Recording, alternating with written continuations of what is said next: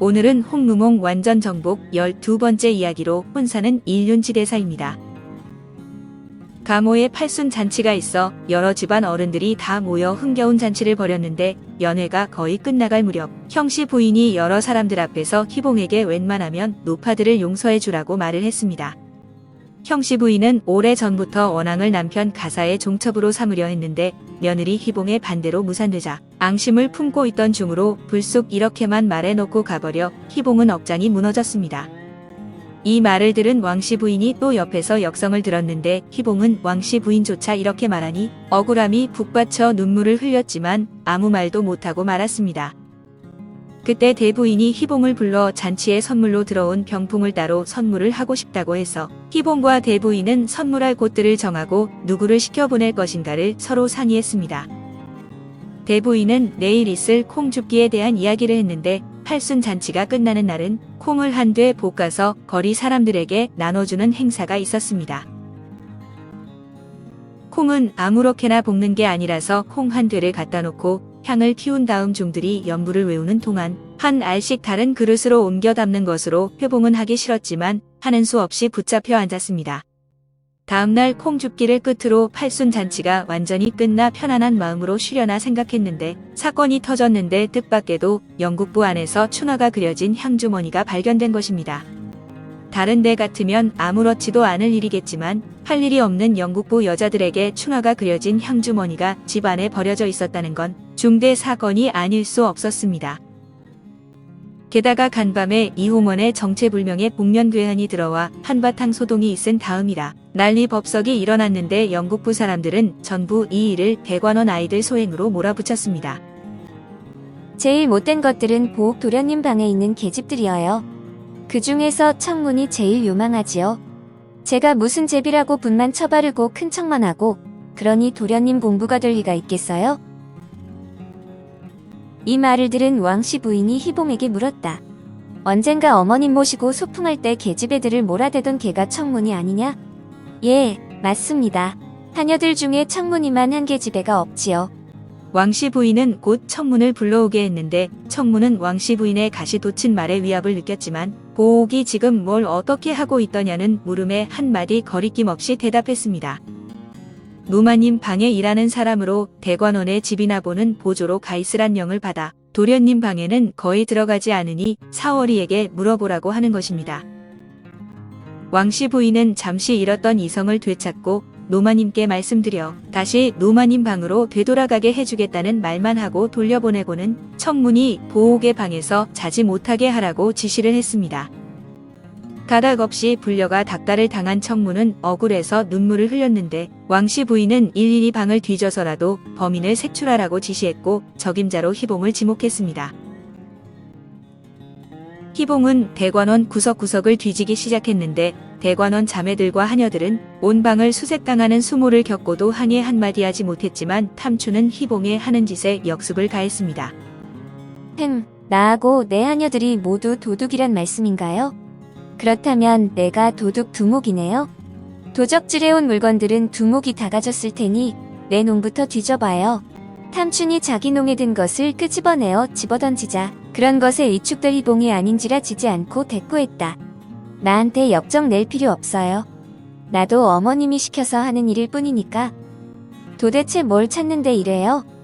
호호호, 그건 비밀이에요. 능글맞은 희봉의 말에 의협심 강한 탐춘이 한마디 덧붙였다. 내 하녀들 손그릇은 절대 손대지 말아요. 무엇을 찾는지 말만 하면 내 다 찾아줄 테니. 실오라기 하나 바늘 하나까지 내가 다 알고 있으니. 탐춘의 성질을 잘 알고 있는 주서의 마누라가 아무리 찾아도 없는데요 하며 이제 그만하고 돌아갈 뜻을 비치자 희봉이 내일 다시 오자며 방을 나가려 했다.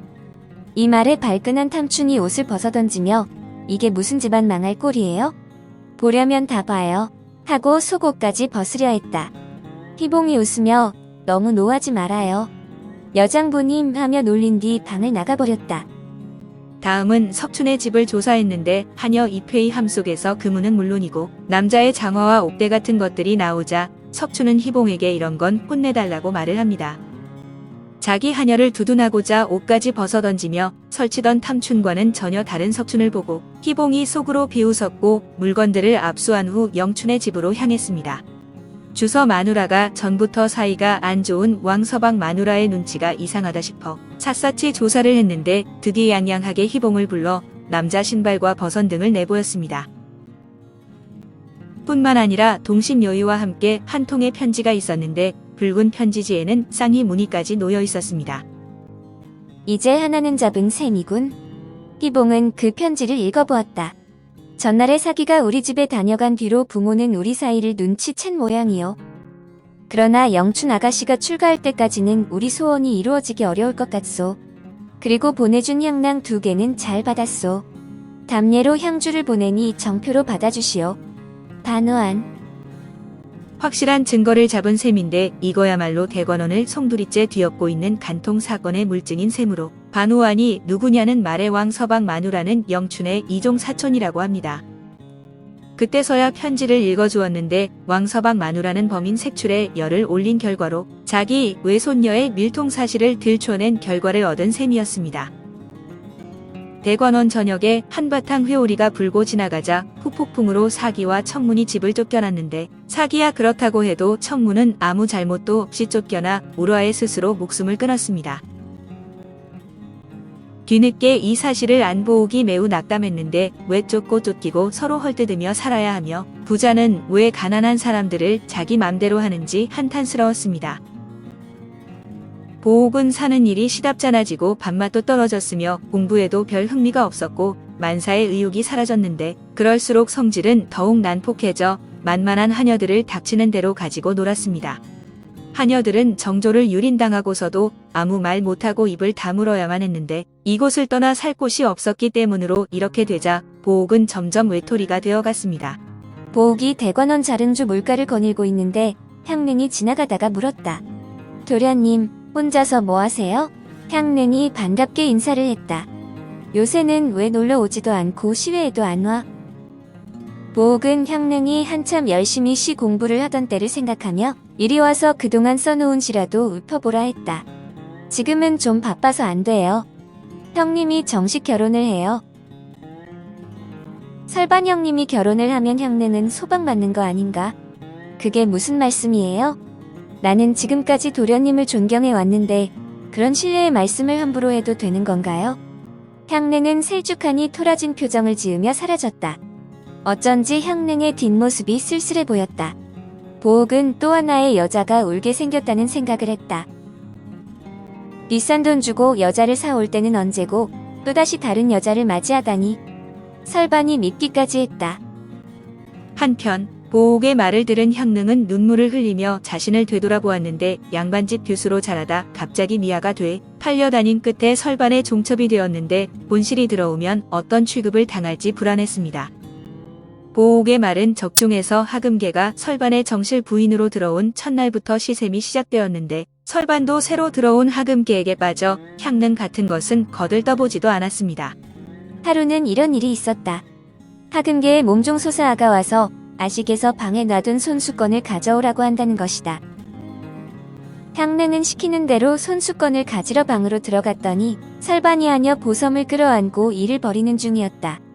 하금계의 계략인 줄도 모르고 방문을 연 향릉은 설반에게도 얻어터지고 보섬에게도 욕을 얻어먹었다. 하금계는 이러지도 저러지도 못하고 서 있는 향릉을 보고 고소해하며 목욕물을 데우라고 했다. 이번에는 또 물이 뜨겁다며 사람을 끓여 죽이려 하느냐? 하고 펄펄 뛰었다. 하금계는 향릉을 떨어뜨리려고 보섬을 밀어넣었는데 설반이 보섬에게 빠져버린 것으로 설반의 모치는 향릉이 억울하게 매질당해 다 죽게 되자 향릉을 보차의 집으로 보냈습니다. 향릉은 얻어맞은 자리가 악화되어 늑막염이 되어 몸져 누웠는데 향릉을 물리친 하금계는 이제 보섬을 상대로 화살을 퍼붓기 시작했습니다.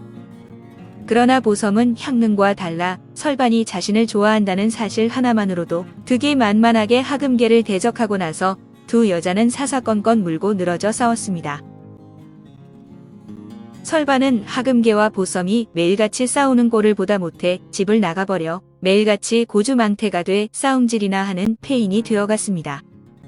한편 대관원 아이들의 혼사 문제가 거론되기 시작했는데 모두 장성한 처녀 총각들이라 짝을 맞춰줘야 할 때가 온 것으로 그중 가장 중요한 혼사 문제는 역시 보옥이었습니다. 그러나 보옥은 설반의 결혼 실패를 보고 장가갈 마음이 싹 가셔버렸는데 만약 결혼을 하게 된다면 대옥과 할 것임을 마음속 깊이 다지고 있었습니다. 그러던 어느 날 가우촌이 대옥을 찾아왔다는 전갈이 왔는데 대옥은 몸이 아파 만날 수 없다고 했지만 곧 그 하녀가 들어와 기쁜 소식이라며 남경에서 아가씨를 모시러 왔다는 이야기를 전했습니다. 곧이어 형씨 부인 왕씨 부인 희봉보차 등이 우르르 들어와 축하 인사를 했는데 가우촌 선생이 중매를 서 훌륭한 신랑감을 찾아 남경에서 사람이 데리러 왔다고 했습니다. 그렇게 말하고 일행은 나가버렸는데 대옥은 일행들이 나가버리자 갑자기 이들이 자신을 쫓아버릴 계략을 꾸미고 있다는 생각이 들었습니다. 자기를 쫓아버려야 보옥을 보차와 결혼시킬 수 있다는 생각에 잠시 멍하니 앉아있다가 옷을 주워 입었는데 살 길은 한 가지, 대부인에게 매달릴 수밖에 없었습니다. 대옥은 대부인 방으로 달려가 울며 일생 동안 할머니를 모시고 여기 이대로 살고 싶으니 혼사를 취소해달라고 했습니다. 이제야 무슨 뜻인지를 안 대부인은 웃으며 이렇게 말했다. 여자란 한 번 태어나면 누구나 다 혼인을 하고 어머니가 되는 거란다. 나는 후치로 가긴 싫단 말이에요. 후치면 어떠냐? 가재도구도 더 많고 남편도 어린 신랑보다는 더 널 위해 줄 거고. 그런데 뭐가 문제니? 대옥은 그만할 말이 없어졌다. 할머니의 말이 틀리진 않았다. 그러면 이 서름은 무엇인가? 할머니의 말은 분명했는데 그렇다고 보옥과 결혼하겠으니 허락해 달라는 말을 대옥은 차마 할 수 없어 눈물 콧물 짜며 할머니 방을 나오는데 보옥과 마주쳤습니다. 보옥이 대뜸 경사를 축하한다고 말하자 대옥은 남의 마음도 모르고 함부로 말을 내뱉는 보옥이 죽이고 싶도록 미워 오늘에서야 보옥이 피도 눈물도 없는 사람인 줄 알겠다고 쏘아붙였습니다. 그러나 보옥은 자기와 약혼한 사이로 우리 집에 있었는데 다른 곳으로 출가한다니 대옥이 먼저 배신한 것이 아니냐고 했고 절망 속에서 헤매던 대옥의 생각은 순식간에 희망으로 바뀌었습니다. 자기도 결단을 내리러 왔다면서 보옥은 갑자기 비수를 뽑아 가슴을 확 찔렀고 기겁을 한 대옥이는 쏟아지는 피를 막으며 쩔쩔매고 있었지만 주인은 쥐 죽은 듯 조용했습니다. 가련이 옷을 입은 채 잠을 자다가 꿈을 꾸고 헛소리를 해대는 대옥을 흔들어 깨우자 대옥은 한바탕의 몹쓸 꿈이었음을 알고 한숨을 내리쉬었습니다. 혼사란 양가 형편을 봐서 이루어져야 하지만 자기에게는 아무것도 없는 형편이고 든든한 버팀목인 외할머니조차도 꿈에서는 자기 편이 아니었습니다. 대옥은 이런저런 생각으로 점점 심신이 피로해지고 몸은 메말라갔는데 대옥이 병이 심해졌다는 이야기를 들은 보옥의 마음은 더욱 무거워졌습니다. 그러나 전처럼 마음 놓고 달려가 위로해 줄 수도 없었는데 금종령 아닌 금종령이 내려졌기 때문이었습니다. 그런데 한 가지 이상한 것은 대옥이 보옥의 꿈을 꾸었을 때 보옥도 똑같은 꿈을 꾸었다는 것인데 이것은 상사로 병으로 번지기 쉬워 두 사람은 마침내 상사병을 앓게 되었습니다. 보옥이 병으로 몸져눕고 신열이 심해지자 의원이 달려왔지만 백약이 무효였는데 용한 의원 하나가 상사병을 의심했지만 고지곳대로 발설할 수가 없어 그냥 처방만 내리고 돌아갔습니다. 집안이 이렇게 어수선한데 국내성에서 환관 2명이 영국부를 찾아왔는데 비비 원춘의 명을 받고 온 환관이려니 하고 맞이했더니 뜻밖의 비보였습니다. 귀비께서 갑자기 병환이 나셨는데 아무래도 위중하니 집안의 어른들을 모시고 들어오라는 분부라 했다.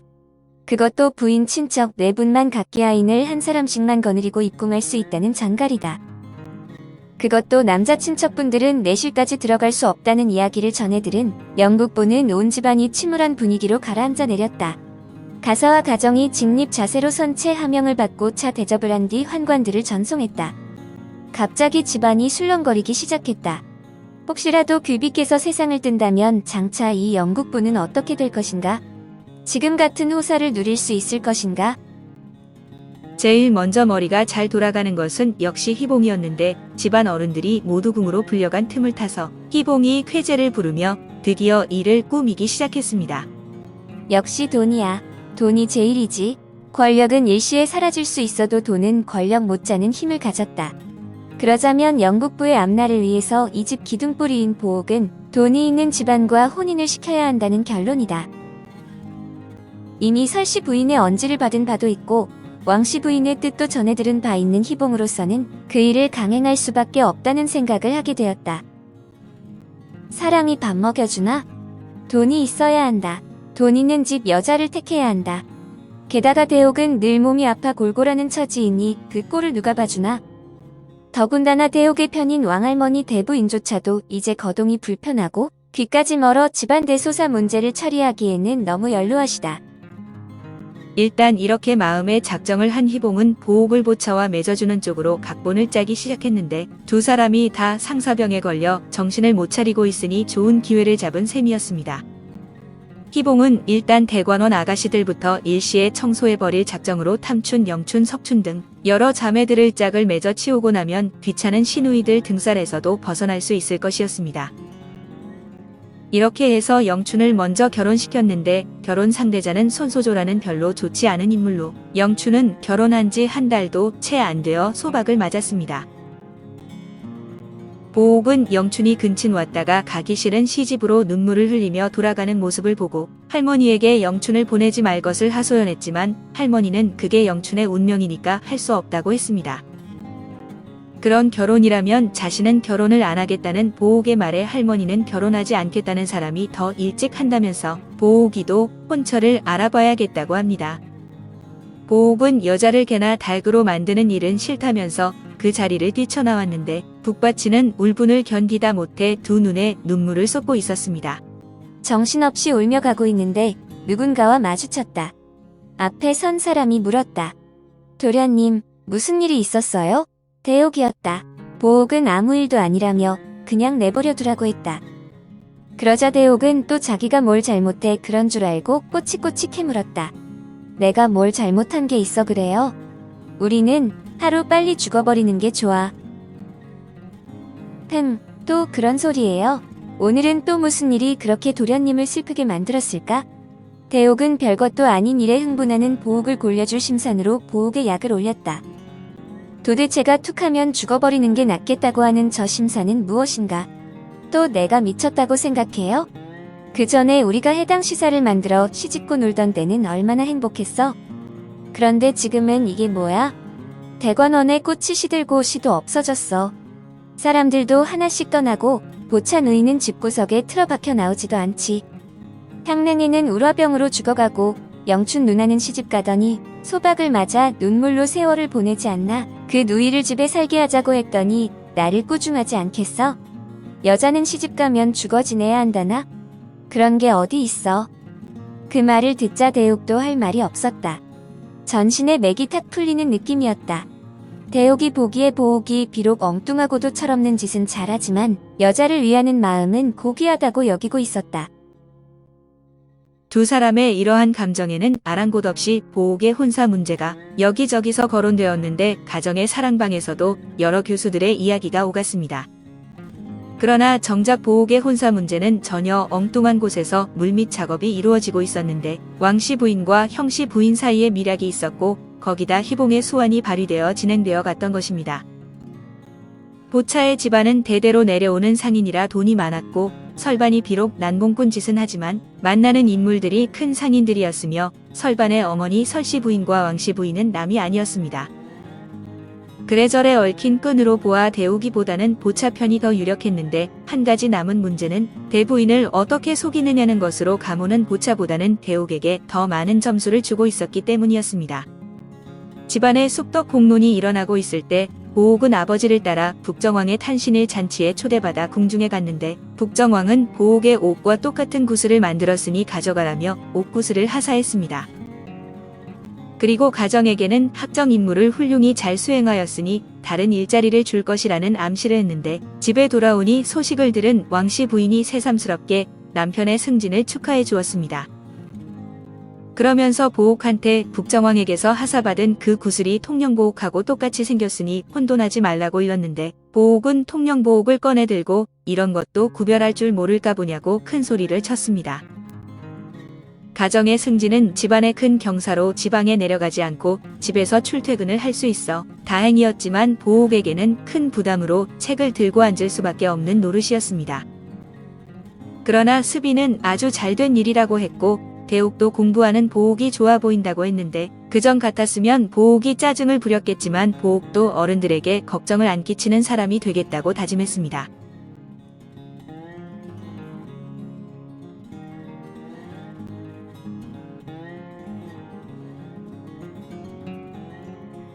홍루몽 완전 정복 13번째 이야기, 비밀리에 이루어진 결혼으로 이어집니다.